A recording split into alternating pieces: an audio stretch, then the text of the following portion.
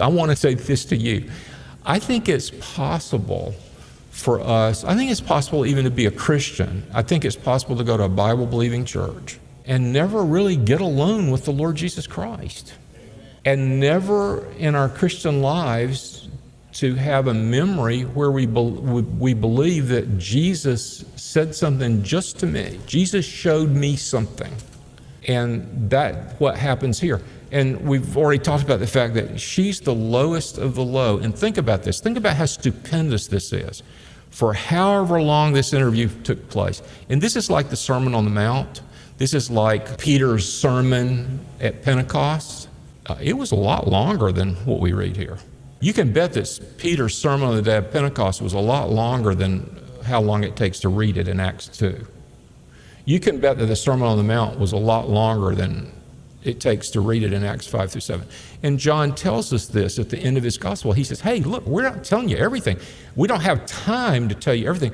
And guess what? If we tell you everything, and I think he was also talking about implications and applications, all the books in the world would not contain what we'd have to report.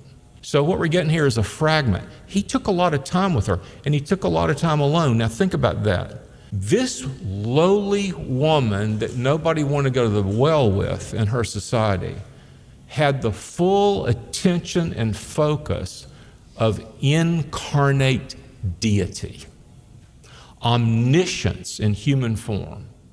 The omniscience of God was focused on her, who she is, what she needed to hear, what her needs were, what her backgrounds were. It's stupefying. You can't make this stuff up. He could have been working miracles in Rome. He could have been astounding Egyptians in Alexandria.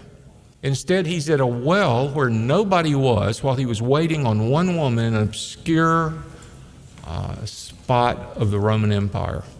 And for a while, he was alone there. Why would, if God were to come to this planet, why would he why do we spend any time alone? Well, because he was waiting on one person. Just like we mentioned this before, just like at the end of this ministry, the resurrected Christ is alone walking from a city where all the people are to a village where there aren't many people, and he's alone walking, closing in on two people walking ahead of him on the road to Emmaus.